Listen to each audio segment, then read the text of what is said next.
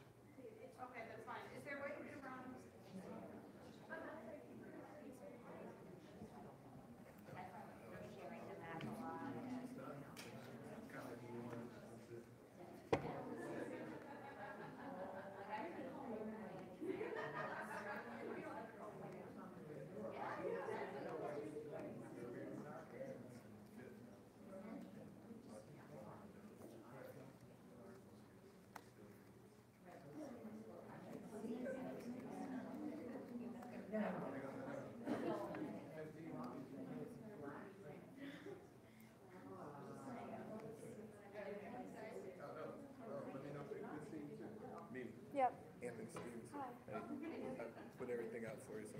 Okay, thank you so much. Yeah, it's really helpful.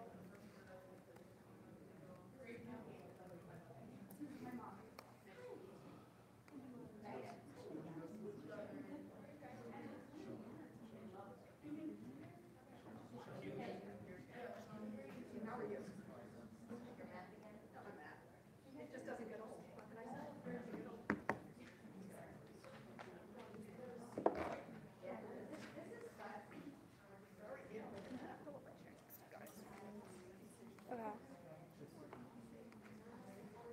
Na.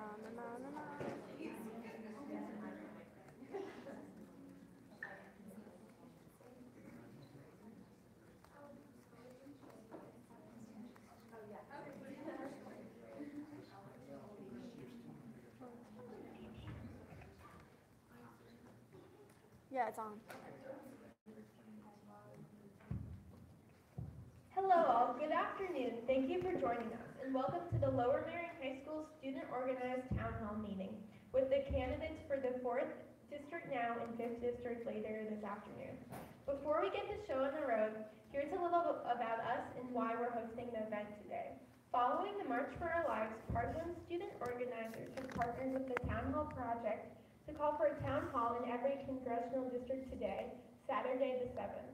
The goal of these town halls is to continue the momentum of political activism from students, allies, and all following the majority Stoneman Douglas students' call for action.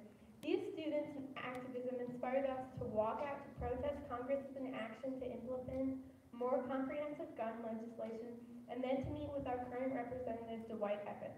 Now they've inspired us to host this town hall event, inviting all Democratic and Republican candidates of the 4th and 5th District. The upcoming primary is May 15th. To begin, each candidate will have a couple minutes to introduce themselves and their campaign, and then we will dive into the questions. When the time comes, if you have a question on any topic of interest that you would like to ask a candidate, please raise your hand, and when called on, state who your question is directed to. One candidate individually, all of you. We will wrap up around 2:20. Each candidate will then have an opportunity to make closing remarks. We will now start hearing from Madeline Dean.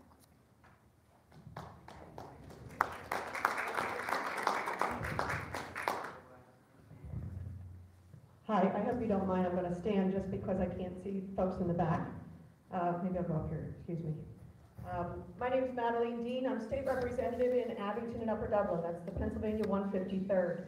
I have the honor of representing the 153rd since 2012, when I ran in a special election when Josh Shapiro made the move to county government. So I was elected in 2012. I'm almost 6 years in the Pennsylvania House, and I love what I do. Prior to that, and I see one of my fellow colleagues from LaSalle University, prior to that I taught at LaSalle University in the English department. I see my colleague Margaret here, for 10 years, and that was a wonderful job to have, to help young people claiming their education, particularly in the area of writing. And prior to that, as a young woman, I was a practicing attorney in Philadelphia and Montgomery County. But what I'm doing now is what I believe I was built to do. Public service is exactly what I was built to do. And so I want to first honor the young people. Could the organizers of this stand and get a round of applause? And there's more out there. Lots more out there. I'm particularly proud of you. I guess everybody thinks the way I do. I'm in my middle age. I care deeply about the issue of gun violence. I've cared about it I don't remember when I didn't care about it. I took my children when they were young to the Million Mile March. But what we see now as a result of the Parkland shooting and the accumulation of the inhumanity of all the shootings is that the young people are leading us, and I'm so proud of you for doing that. Just quickly about my public service, I am a member of the Appropriations Committee and many other committees. I fight for things that I believe matter to our communities, like education. Number one, education. How we educate our children is how we will determine not only your future, but our own. Number two, the economy and good jobs. Number three, the environment. And number four, ethics and good government. But I will focus on the epidemic that is gun violence, because I know that is in our hearts and on our minds today. In 2012, we suffered the horror that was Sandy Hook. I formed the PA Safe Caucus after Sandy Hook. And the PA Safe Caucus is a caucus of like-minded legislators who introduce legislation to try to combat the scourge that is gun violence. Universal background checks, lost and stolen legislation, gun violence restraining orders, many different pieces of legislation. But you know what has happened in the Pennsylvania House? Nothing. Nothing. Our bills go there to die. And I want to tell you, the PA Safe Caucus, knowing that we were up against an uphill battle, we made sure we partnered with advocates, with Ceasefire, with other Moms Demand Action, Bloomberg, you name it. We partner with anybody who is like-minded and wants to fight the scourge that is gun violence. But our bills go there to die. We shouldn't have to do that in Pennsylvania, because at the federal level, this should have been addressed years and years and years and years ago, but it hasn't. But I have hope. Number one, in Harrisburg, I report to you that for the first time, starting Monday, we are having 4 days of hearings on gun violence. Finally, the chairman of Judiciary, the Republican chairman of Judiciary, found it in his heart, I think led by the young people of Parkland and here, to call for hearings on gun violence and legislation. The other thing that I have hope is that at the federal level, because of your voices, because of your courage and leadership, we will come to a solution. We must shame the would-be leaders who sit silently when they have it within their power, and I believe their moral responsibility to do something to combat gun violence. So that is one of the central reasons of why I would like to go to Washington at this important moment. It also is a moment that we finally get a fair seat at the table. I think it's also time that a woman represented us in Congress. We send 18 congressmen and 2 senators every year to Washington. Not one is a woman. That can't be the best kind of representation. We need our voices heard. So I thank you for inviting me here today, and I'm delighted to take your questions.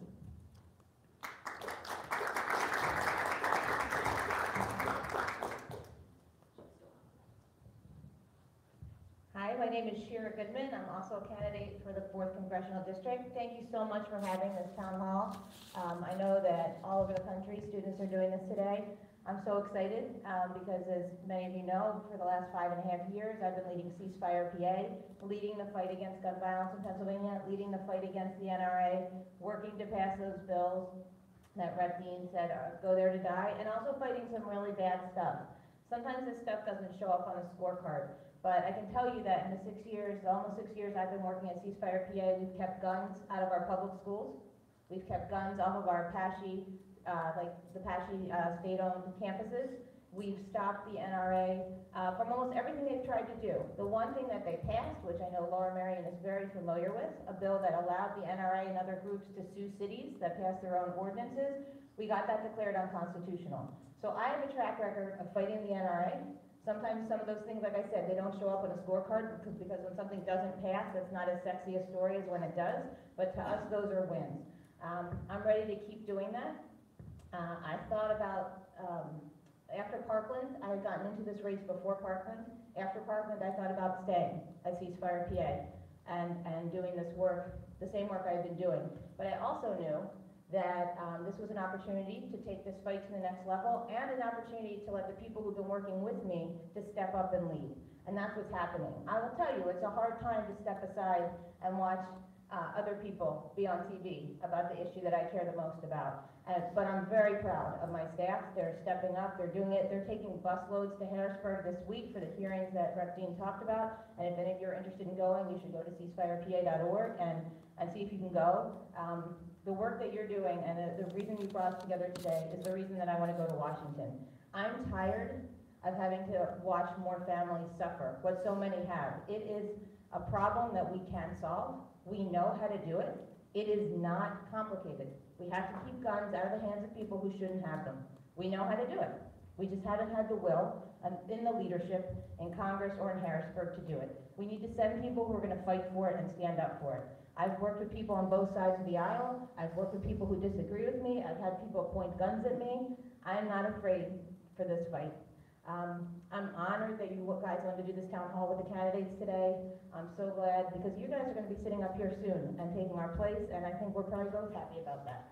So thank you. I think we're ready to answer your questions on this and other topics.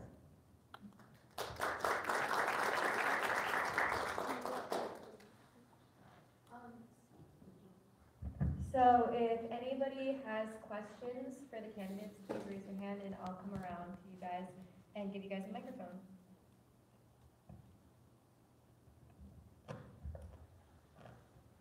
Hello. On the hearings, can you tell us a little more who the chair is, where he represents, what county he's from, and do they have legislation they'll be focusing on, or will it be, what will be the nature of the hearings? Sorry to be jumping up and down, but I guess it's because I'm so short. I'm height challenged. The hearings are right now scheduled for Monday, Tuesday, Wednesday. Thursday's actually iffy, we have heard. He may do more the following week. And it is testifying by members of the legislature. So for example, anybody can sign up and get on the list. We are told that each of us is given 15 minutes before the Judiciary Committee. The chair of the Judiciary Committee, the Republican majority chair, is Ron Marsico. I think he's Dauphin. I think he's Dauphin County. And he is retiring. He's been a member of the legislature for a very long time. He has announced his retirement. But it is that committee that sees all the legislation come in. So what our hope is that members will come forward, testify in front of the committee about legislation either they've sponsored, written, co-sponsored, care about, to move things forward. Now it's Pennsylvania, and it is Harrisburg. So I fully believe, while many members of the PA Safe Caucus and other legislators are going to come forward and say why they see the wisdom of closing the background check loophole, I fear that on the other side we will get members who will be testifying the exact opposite, that we should not do that, that somehow is going to harm someone's rights. So we're going to see both. And maybe the Pennsylvania Senate, I believe the Pennsylvania Senate a year ago passed, our Senate passed the Army of Teachers bill. That sits in our committee, our Education Committee in the House, and we've been able to keep it off. But we're going to have people, I imagine, What is that? it would allow for the arming of teachers. Yeah. I don't even know what the right word is for that notion, other than insanity, stupid. Anybody can tell you that. So the lay of the land is testifying only by legislators, 15-minute limit on the topic of your choice in front of this committee. It should be about legislation. That's what we believe it'll be about. Yeah, so they're only letting legislators testify. Often in these hearings, they do allow people from the public, from interested groups to come. They're not doing that this time, but so I would encourage you, if you care about a specific piece of legislation or the issue, to make sure you're calling your rep, or even, usually we don't advise people to call people who aren't in their district, but I think you could call Chairman Marsico and the Minority Chairman Joe Petrarca, who's from out in the West, and let them know what you feel about this. Let them know that you'd like the opportunity to weigh in, or at least just weigh in. Because this should be an ongoing discussion. This shouldn't be 4 days of hearing and nothing. This is what they have done in the past. After Sandy Hook, they had a day-long hearing on background checks, not any legislation, but just background checks. We brought in Nicole Hockley from Sandy Hook and Francine Wheeler, and members were crying. Men from both parties were crying, and they did nothing. So they need to hear from you. You can go on the PA Safe website, and it will give you the link right on the legislation and the hearings. PA Safe.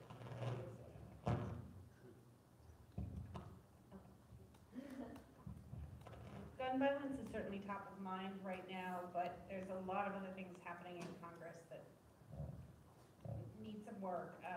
There's actually bills that are proposed to eliminate both the EPA and the Department of Education. Can each of you spend a minute or two talking about your positions on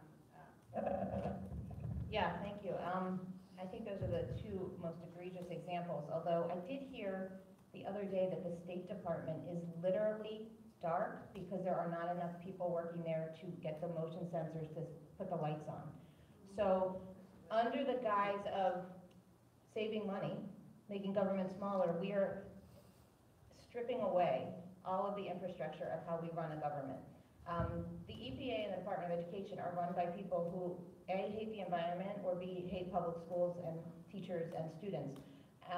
Obviously, Congress doesn't have a role in confirmation, but we should have a role, your representative should have a role in speaking out and calling truth to power on that this is dangerous and irresponsible behavior, that you cannot have people leading these agencies who really want to dismantle them. I think there should be hearings. I think people can't get distracted by tweets and need to stay focused on this is a dismantling of our government and our democracy. I really believe that. There's no regard for the separation of powers. There's no regard for a loyal dissent. It's called treason. There's no regard for the power of the press to call out and to ask questions. So one of the reasons I want to go to Washington is to stand up for these things, to stand up for these values. We have a system that has worked for hundreds of years. It's not perfect, but it has worked. I really do fear that when this president's term is up, we will not see an orderly transition of power like we've always seen every 4 years. This person is, loving, praising authoritarianism. It's dangerous. I think we have to stand up for it. One of the reasons I'm running, I have 2 boys in high school. One of them grew up with my aunt. I want them to know when you're upset and angry, you step up, not back. And I think you pointed out 2 of the most important areas that government has to have an impact. We have a constitutional obligation. I carry my Pennsylvania Constitution with me. We have a constitutional obligation to provide for a thorough and efficient public school system. That is true also at the federal level. We know that Betsy DeVos has no interest in that. She and those like her who are running the Department of Education, the Secretary of Education, would rather privatize education, would rather privatize it for ideological purposes and values. I'm sure many of you saw her shameful interview on 60 Minutes. When asked if she had ever bothered to visit a failing school, she said no and showed no curiosity to do so. She does not care about public schools. She doesn't care about the inequity of public education, and we cannot let that happen. As Shira points out, it is largely driven by this disorder president. He is a president of chaos and disorder. It is a vital moment that we get there and deal with the issue of making sure we do things to bolster education, to get our kids universal pre-K, community colleges without tuition, interest-free student debt. That's not at all in the agenda. The other one, Article 1, Section 27 of the Constitution of Pennsylvania says we have a right to clean air, clean water, and our natural aesthetic. We have a right to it, not just for now, but as trustees for the future. That's how we should be guided. And the Secretary of EPA doesn't share that sentiment. We need to, and thankfully these new maps, I brought the map if anybody wants to see if you're in the district, these new maps offer a chance to change things in Washington, specifically for Pennsylvania, to send fair representatives who will fight to restore the values that really need to be upheld in both those 2 important departments. Joe needs to say hello. Yeah, I was gonna say, this is Joe Hoffman, if you'd like to introduce himself and take a moment. 1 minute? However, yeah. You always want to limit a politician. Got to do that. Thank you, thank you. It's very nice to be here. Sorry to be late. Nice to be here with Madeline and Shira. I'm Joe Huffle. I served for 25 years in elected office as a state representative from Abington, a county commissioner in Montgomery County, and 6 of those years in Congress, representing Lower Merion. During that time in office, I have been a progressive advocate for a number of important issues that continue to be front and center today. Women's rights, environmental protection, creating jobs and rebuilding communities, and gun safety. I cast my first vote to extend the background check requirement to cover gun shows and flea markets 19 years ago as a freshman member of Congress. And I'll tell you that story. I don't want to dig too far past my 1 minute here. But you can count on me to be a champion for progressive values if you choose me to return to Washington. Now, I had a question to answer, I guess. Could that be repeated? Or should we just go on? You can just go up. Yeah. What was the basic question? The question was, what would your stance be on the bills to eliminate both the EPA and the Department of Education? I don't want to eliminate either. I want to strengthen both. I want to get rid of the president and his secretaries who are there now. The president who lies to us every day and is a real threat to our democratic values. And his administration that, you know, as my colleagues have said, the secretaries don't support the departments that they're put in place to run. It's really a disgrace. I'm a big fan of public education. My wife was a public school nurse. Our children went to the public schools in Abington. Pennsylvania is failing its obligation to public schools. We are here in the middle of probably the best public school district in America, certainly in Pennsylvania. But next door in Philly, they're failing. And in many rural and urban districts around the state, they're failing because we fund schools improperly. We should not rely upon the property tax. We should rely on income and ability to pay at the local level. And I hope the Pennsylvania Supreme Court is about to abolish our system of financing. Secondly, Harrisburg has to give a lot more money to public education. When I was a young legislator, our goal was to hit 50% state funding for public schools. We were slipping down through the 40s. I think today it's under 30%. I could be wrong, but it's very low. 36, okay. It's movement in the wrong direction. Not easy for the state to come up with funding to jack that up. I mean, it's hard, but we have to be willing to fight for the programs we believe in. And that may mean finding the funding sources so that we can do right by our kids and right by our communities. Thank you. Anyone else?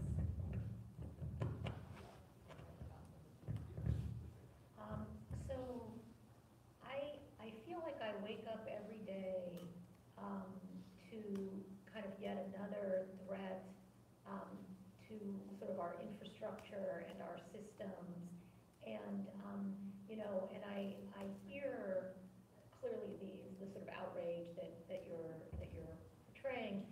But as somebody who has really only recently kind of gotten politically involved because of the extremity of what I'm seeing, I do have somewhat of a feeling of hopelessness in the short term because I'm given the makeup of Congress and the Senate, and given, you know, there are clearly checks and balances that are being used all the time, but it's not clear what people who don't agree with what's going on now in terms of our congressional representatives either really can do, or and almost more, it seems almost more hamstrung than the populace can, in the sense of at least the populace can call in and, you know, try to make themselves heard. So I guess my question and my hope is that that you can add some hope here, and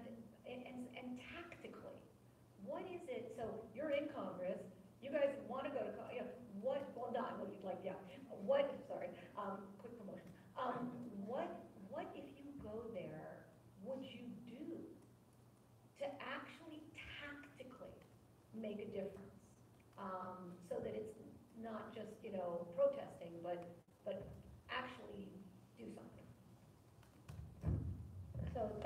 great question, thank you. I will say that, you know, Matt and Joe and I have been all around this county in the last few weeks, and rooms are full, whether you're meeting in a library or a bar or a church or a community center. People are coming out because they feel angry and upset, but I think they're sensing some hope. And so I think that I will say, one, there's a lot of energy around this upcoming election and these midterms, so I think that's good news. And I think we see a lot of young people, women, people of color, people who aren't always, their voices haven't been raised up as much as they should be, being empowered to be leaders on this and to tell their stories, and I think that's really important.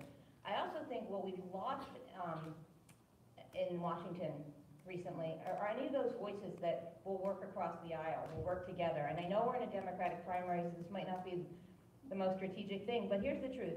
I have worked with people across the aisle in Harrisburg, because right now there's 82 Democrats in Harrisburg. To pass legislation, you need 102. I don't get 82 votes from the Democrats for background checks. So you gotta work with people who you disagree with. You gotta talk to them. I talk to people who carry guns on the floor of the Capitol, but they still want me to hear what they have to say, and they listen to me. So I think it's about relationships, it's about respect, and it's about trust. And I think that's the strategy I would go with. There's almost nobody I won't talk to or that I won't go. And again, I have, you know, somebody I disagree with on every single bill that comes up in Harrisburg has asked me to go to a gun show with him. Now, I didn't go because I've been to gun shows. There's no reason for me to go to this particular one with him. But I think that I have the temperament to do that, to work across the aisle and still stick to my beliefs. But I think we do need to forge those coalitions. The great thing about the Democratic Party, we care about so many things, right? We don't just care about guns. We care about immigrants. We care about healthcare. We care about education. We care about labor. We bring those forces together. When we're together, we're much stronger. So I find hope there, and I do find hope. You know, kids from Lower Merion on a Saturday put this together. It's like one of the nicer days we've had in a little while. I know there's one in Lancaster. I know there's somebody from North Penn who's looking here to do it at her school. That gives me hope. That's why I'm running, because I feel like I need to serve in a new way, and I need to step up and help preserve what I've always said I care about in this country. Just the fact that you said that you're here gives me hope. We have gone to meeting after meeting, casual, formal, forums, not, and people my age, people older, people younger are saying, I'm coming out for the first time. I'm paying attention since the election of Donald Trump, and I'm outraged at what's going on. So I have all kinds of hope. And we are at a moment, I'm a member of the Pennsylvania House. As Shira points out, the Democrats are so deeply in the minority, we can't get legislation put forward. We can't get anything up for a vote. We play defense a lot. Public service is sometimes playing defense, and we do it darn well. We block really bad stuff as often as we possibly can, and thank God we have a governor who is a backstop against the worst of it. Yes, everybody, let's get Governor Wolf reelected. But the other thing that I will say is, here's what's happening. The federal level has the same disproportionate disparity. But guess what's going to happen? These elections are going to make a difference. Pay attention to the state house and state senate elections. We are going to elect more Democrats. We're going to elect more women, please God, because we are about 20% women in the Pennsylvania House, none in the leadership roles. We're going to bring this pendulum back so that there will be a greater diversity of voices and problem solvers. And we're going to drive out, we're already seeing it in retirements, the silent majority. Those who have sat silently in these seats, whether it is at the state legislative level or at the federal legislative level, silently. I keep thinking about the quote by Abraham Lincoln, that in the end, it's not the words of our enemies we will remember, it's the appalling silence of our friends. These would-be leaders in Washington have been silent in the face of the slaughter of Americans. Silent, sat on their hands, didn't do anything. Well, guess what? The young people are leading. We're going to run them out of office. You're going to bring in a more diverse, based on these maps, you're going to bring in a more diverse set of representatives. You're going to bring women in for Pennsylvania, and you're going to bring more Democrats in. Our voices will be heard.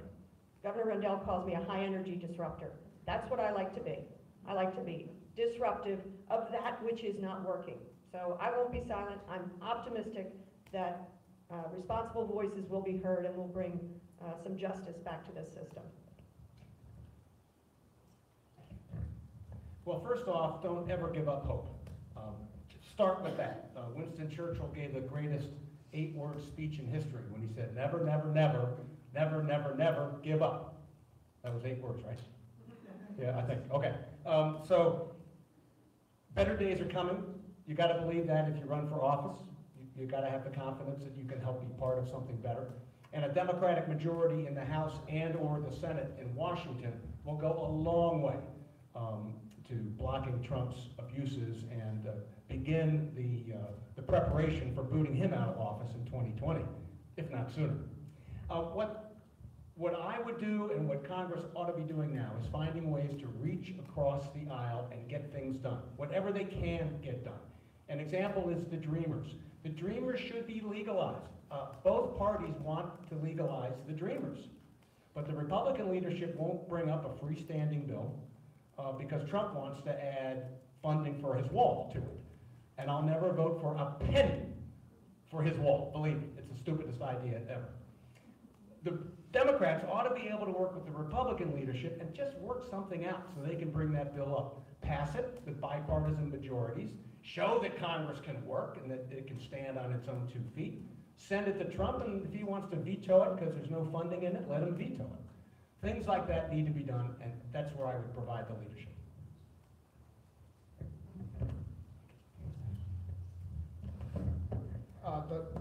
The last question was a great question, but I think it asked for a practical answer, and I was really stunned that the NRA was not mentioned in the answer by anybody. The NRA, I think everyone believes, is one of the most effective lobbies in this country, if not the most effective lobby. I believe Pennsylvania may have the most members of the NRA of any state. I'm not sure if that fact is right or not. And so, instead of, I think, platitudes, if you could address, the question I think was, what practically can be done? And I think that translates into, how do you defeat the NRA? So I'd ask that each candidate address that question.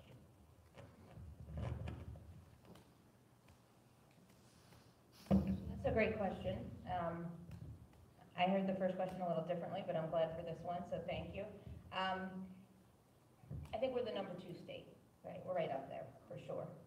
The NRA draws its power not from the number of its members or the money of its members, but from the gun manufacturers that give it money and that it represents.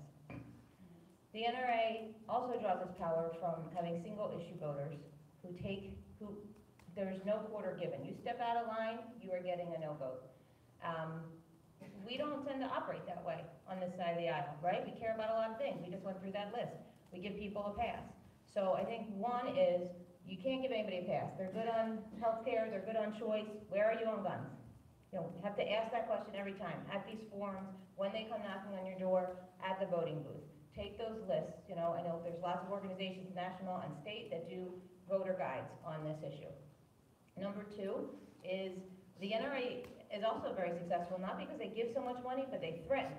They say to somebody, we're going to primary you.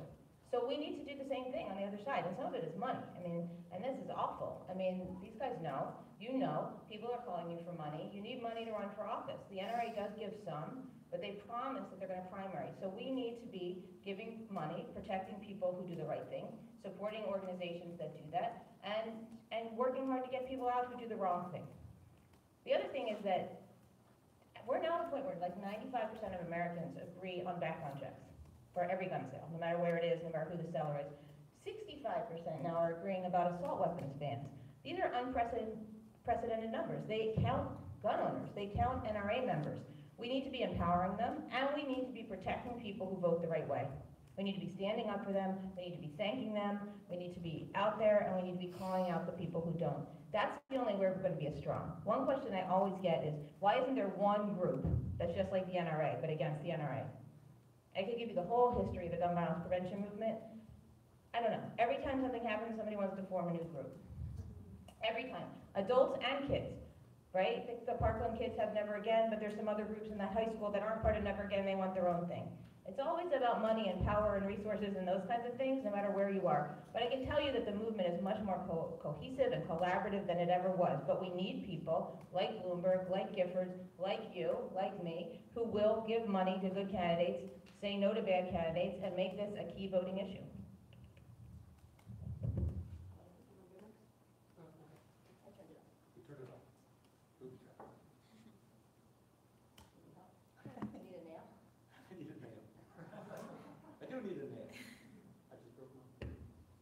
Thank you, Shira. It's not really possible to improve on Shira's answer. She has been doing this full-time for 6 years or more, and I agree with everything she said. I want to give you a little bit of background to my vote 19 years ago. It was June 17th, 1999, and my friend Carolyn McCarthy offered an amendment on the floor of the House to extend background checks to protect them, because the bill in front was about to knock them out, and to extend them to gun shows and flea markets. Carolyn ran for Congress because in the early 90s, a crazed rifleman on the Long Island Railroad killed her husband and wounded her son. So she ran for Congress for the purpose of trying to enact gun safety. This was her big moment. It was my freshman year. The House floor was packed. She made an elaborate, beautiful, off-the-cuff speech asking people to allow her to go home. Send me home. Let me go home. If you pass this amendment, I will have done my job. She got a rousing response. Everybody, both sides of the aisle, stood and cheered. It was remarkable. And then she lost 2-1 because the NRA had controlled the votes before the debate ever began. And I've never forgotten that demonstration of muscle by the NRA. They never sleep. They are working all the time to protect the rights of gun owners as they see it, and they do require our full-time opposition. They just sent out a questionnaire to all congressional candidates. I scrawled on the top, I'm not answering this. I'll return it to you, but I'm not answering it because it was a loaded questionnaire. They weren't surveying my opinion, they were looking for a loyalty oath, and I'm not loyal to the NRA. And I told them they ought to switch their position and support gun safety. They can protect Second Amendment rights and push gun safety at the same time. The NRA could actually be like Nixon to China. They could lead the way to a common sense compromise. I hope they do, and if they don't, we need to defeat them.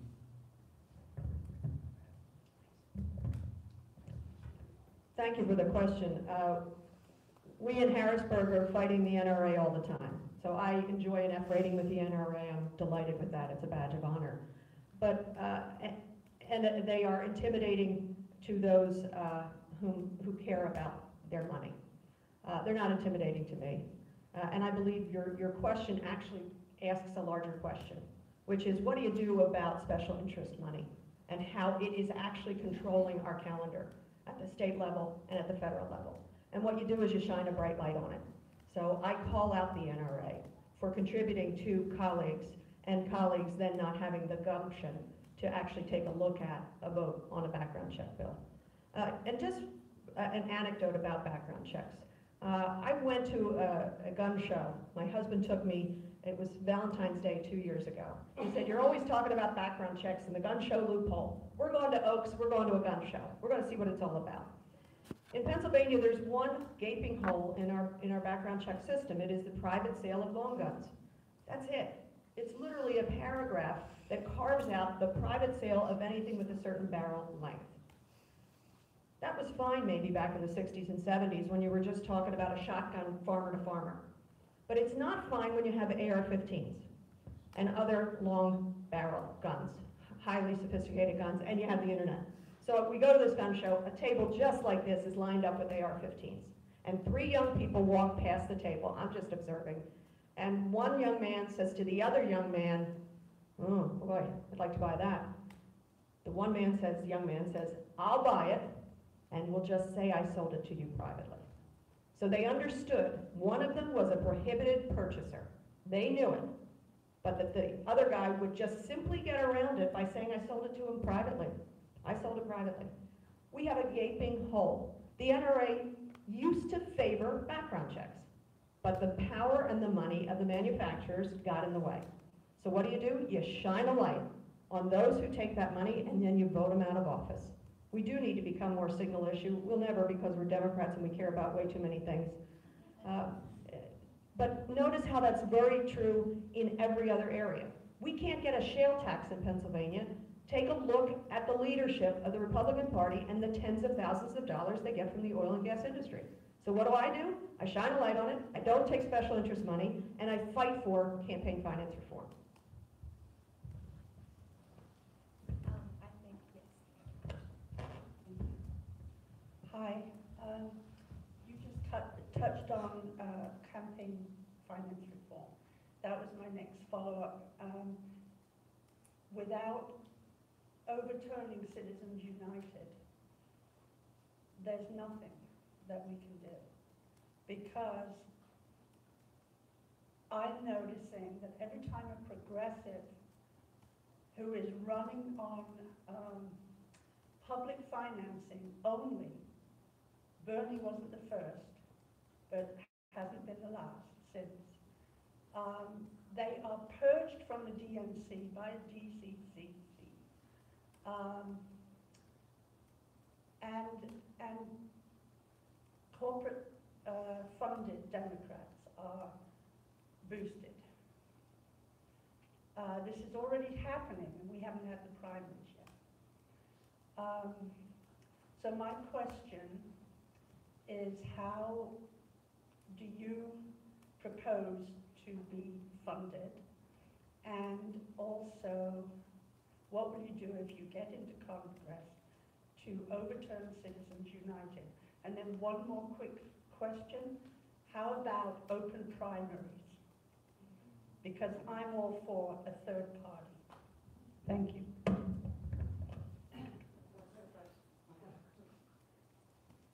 I'm trying to create some balance here. Thank you for the question. Number one, we should end Citizens United. That needs to be overturned. Notice the threat, though, to that.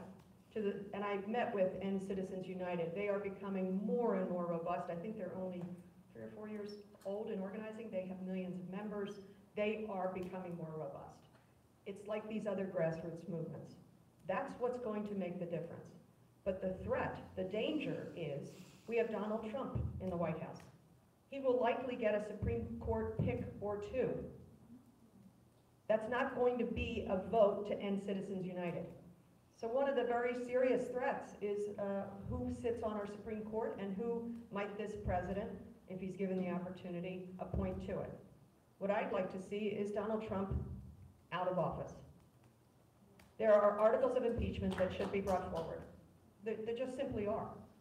And the gravity of what's going wrong now is so important, but the gravity long term with a Supreme Court packed by him, with ideological zealots who don't give a damn about individual rights, that's one of our gravest threats, I believe. So that's one thing that I would suggest. The other portions of your question I'm now forgetting because I'm... Funneling yourselves and open primaries in Pennsylvania. Yes, I'm in favor of open primaries. I think our system is antiquated and it locks people out of the opportunity to vote. I'm for anything that helps people vote. When I came into the Pennsylvania House in 2012, you know, the House had passed, we had passed voter ID laws, which thankfully, after a tremendous fight, were found to be unconstitutional. We know that limitations to people's rights to vote is the wrong way to go, and we know who tries to drive that. And it tries to drive out minority votes, it tries to drive out the young, it tries to drive out the old. I'm for anything that expands people's ability and right to vote. In my own case, you know, at the state level, it's